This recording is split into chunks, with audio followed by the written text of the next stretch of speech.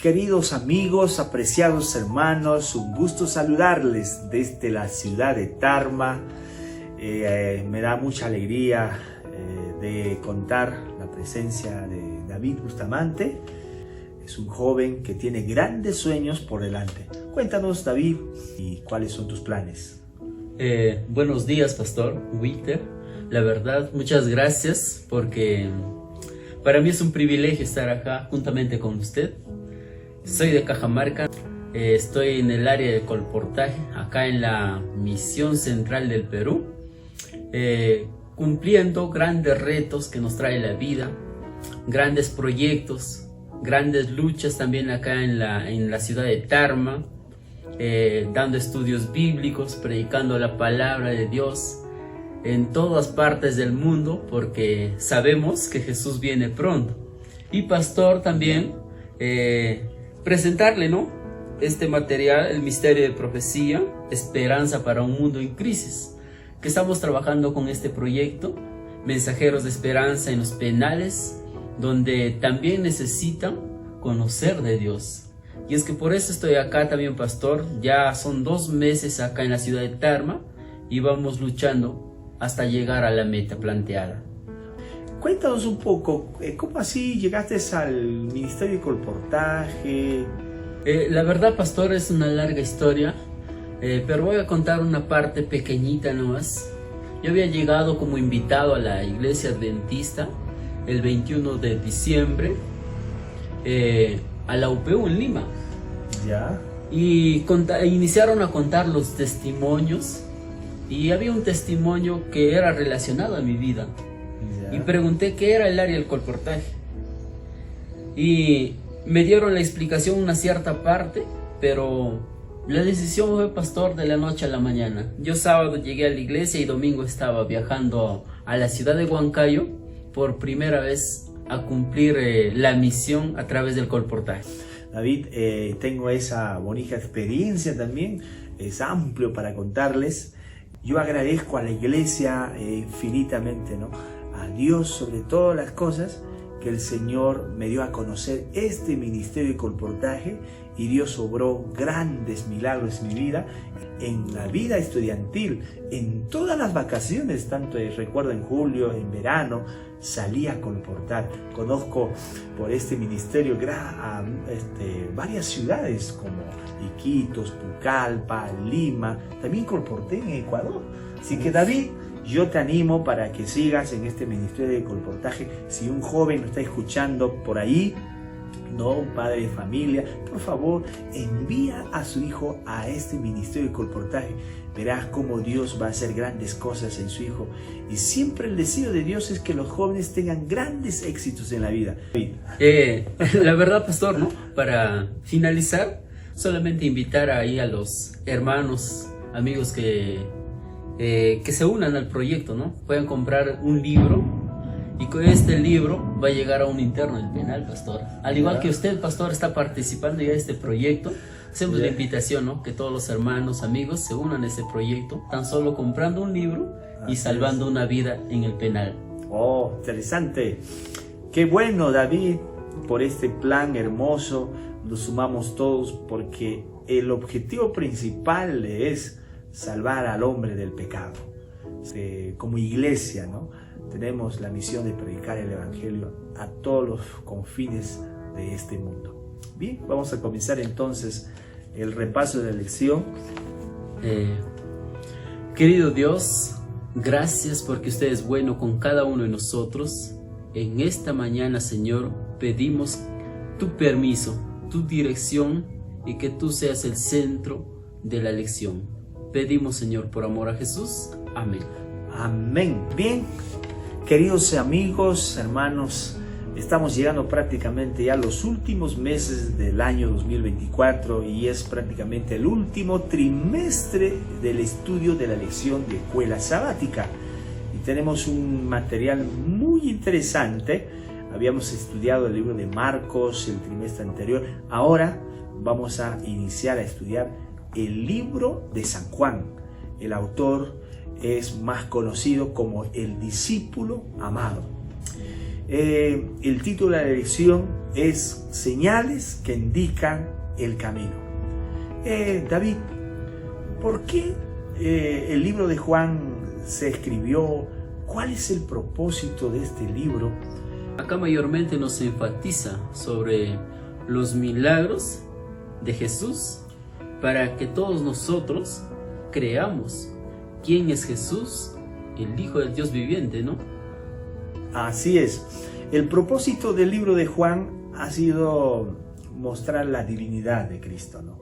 Que Él es el Mesías enviado, que Él es el Hijo de Dios, y también por medio de las señales o los milagros estaba mostrando el amor de Dios, su gracia, su misericordia.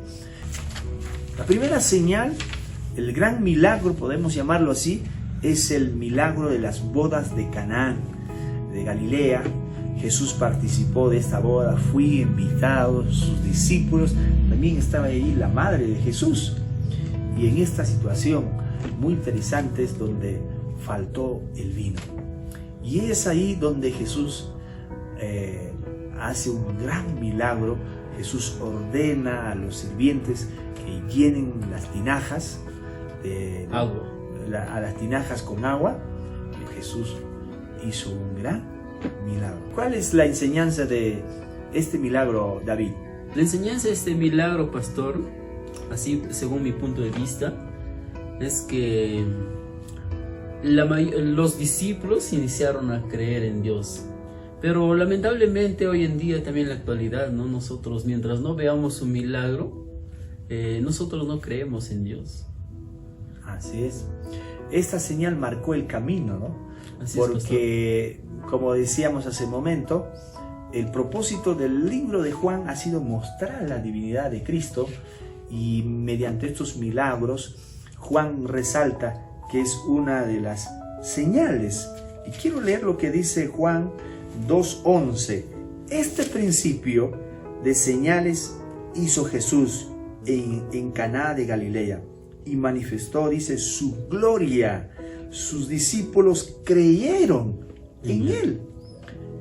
A pesar, hermanos queridos, que se anuncia de la venida del Señor en nuestros días, así como mencionaste, mucha gente espera todavía de un milagro para creer, pero en ese tiempo vivir y ver, ¿no?, a Jesús haciendo milagros tenía pues una gran ventaja, ¿no? Los discípulos y los que estaban participando en las bodas de Canaán. Menciona, ¿no?, lo que Jesús sorprendió con la calidad de la bebida, puesto que cuando Jesús hizo el milagro era el vino de calidad, era el vino más rico. Qué interesante, ¿no, pastor? Sí. ¿Cómo es Jesús de tan misericordioso y hacer los milagros para que los discípulos y también la gente que lo seguían, que estaban en ese entonces, creyeran en él? En la segunda parte de la señal que hizo Jesús fue sanar al hijo del noble. Él vivía en Capernaum, estaba angustiado porque su hijo estaba enfermo y decidió viajar a Caná y a pedir a Jesús, ¿no?, que viniese a sanar a su hijo. Pero Jesús dijo, ¿no?, si tú crees, tu hijo será sano. Y es donde este noble creó, ¿no?, en las palabras de Jesús, ¿no?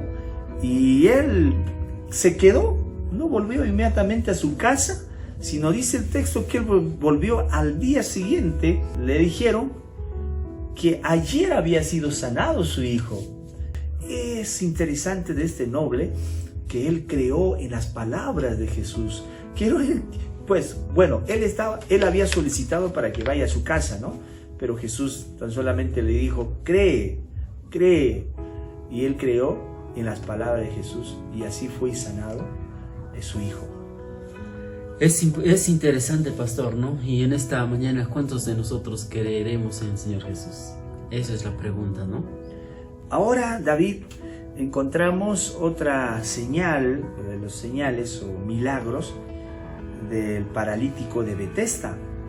Este hombre hace 38 años sufría de una enfermedad. ante la multitud de enfermos que se encontraban en la orilla del estanque de Betesda, Jesús eligió el más desesperado. ¿Cuál fue la pregunta que Jesús le hizo al paralítico? El 6 nos dice, ¿no? Cuando Jesús lo vio acostado y supo que llevaba ya mucho tiempo, así le dijo: ¿quieres ser sano?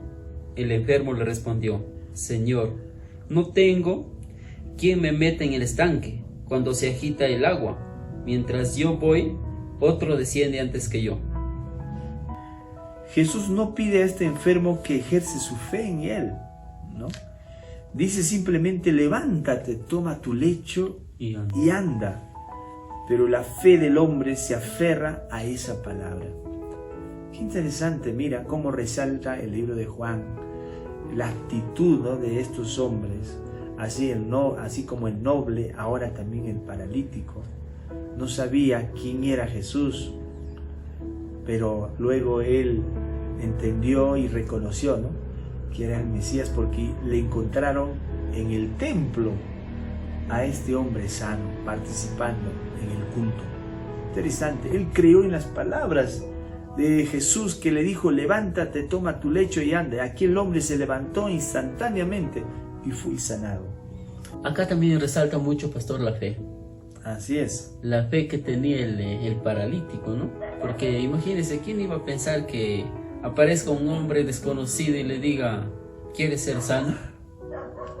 Nosotros hoy en día aparece un hombre desconocido, tenemos la palabra de Dios en la mano, pero muchas veces leemos a lo corrido y no entendemos lo que dice.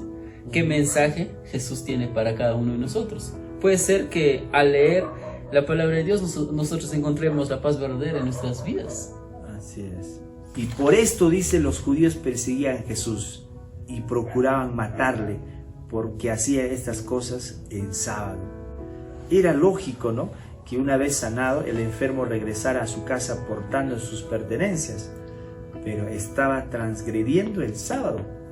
Ante esta acusación, el hombre se defendió diciendo que su sanador se lo había ordenado, y la cuestión quedaba zanjada, ¿verdad? Pensando que iría a alabar a su sanador, cuando supo que Jesús le había curado. Corrió a decírselo a aquellos que le habían preguntado, pero no todos reaccionaron igual ante las señales de Jesús. Jesús sabía que levantaría prejuicios cuando ordenó al paralítico cargar su lecho en sábado. ¿Cuál fue su propósito? Era hacer pensar a sus antagonistas sobre qué era más importante, su tradición o la sanación de un hombre. ¿Por qué no quisieron entender esto? Interesante, ¿no? Hoy en día también podemos encontrar muchos prejuicios en la iglesia, también oposiciones, ¿no?, en la obra, en la predicación del evangelio, pero debemos siempre predicar firme. Ahora, David, encontramos otra señal que avala por testigos.